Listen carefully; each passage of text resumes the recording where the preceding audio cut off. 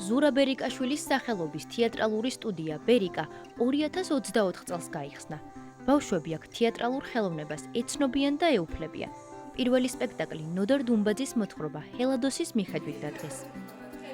მოქმედება სოხუმში ვითარდება. ბერძენისა და ქართველის ურთიერთობა სწორედ აქ იწყება. სამშობლო უფრო ღრმადაა, უფრო შიგნით.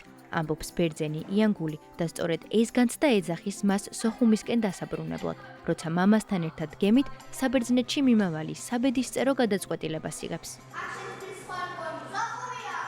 ზურა იყო ჩემი ჯგუფელი, მისი სცენური პირველი პარტნიორი მე ვიყავი, ძალიან კარგი მოგონებები მაქვს მასთან და რაღაცნაირად ვიფიქრეთ, რომ ზურას სახელი რომ რქმეოდა ჩვენ სტუდიას, ეს რაღაც სიმბოლურიც იქნებოდა და წარმატების მომტანიც ჩვენთვის. ბავშვები პირველ მოსმენაზე, როდესაც წავიკითხეთ დუმბაძის ჰელადოსი, მახსოვს, რომ ცრემლები მოადგა თვალზე, რამდენიმე გოგონამ ტირილიც კი დაიწყო და მივხვდი, რომ ეს პიესა ის იყო, რომელიც ამათთან შეიძლებოდა რომ დადგმულიყო. თუმცა ჰელადოსი ცოტათი ადრე ასაკობრივად ამათთან, თუმცა გმირები, რომლებიც დუმბაძის ჰელადოსში არიან, ასაკობრივად ზუსტად ამ ასაკის ბავშვები არიან. გეგონება ძალიან დიდი ხანია უკვე სცენაზე დგანან, არიან ძალიან თავისუფლები, კითხულობენ ფანტასტიურად ლექსებს, ძალიან საინტერესოა მათთან მუშაობა. სიმბოლურია, რომ ნოდარ დუმბაძის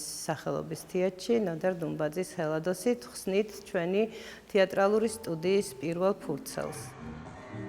სტუდია ბერიკამ სიმბოლურად სპექტაკლ ჰელადოსის ნაწყვეტი პირველად საქართველოს დამოუკიდებლობის დღეს ქალაქ სალონიკში ქართველი ემიგრანტებისთვის ითამაშა.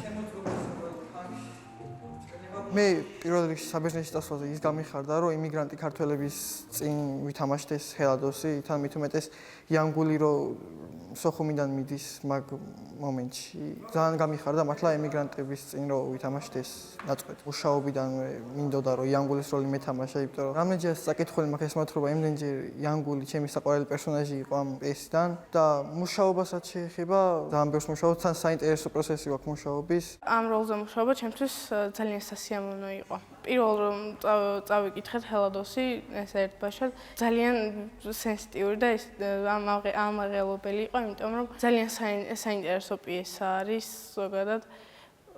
საკმაოდ ჩემი აზრით კარგი გამოვიდა და მაყურებელსაც უნდა მოეწონოს. არის ძალიან საინტერესო, არის ძალიან შემეცნებითი და არის ძალიან სევდიანი. მე ძალიან მომწონს ჩემი როლი და ვცდილობ რომ რაც შემიძლია ყველაფერი გავაკეთო და დავანახო მაყურებელს არ შემიძლია.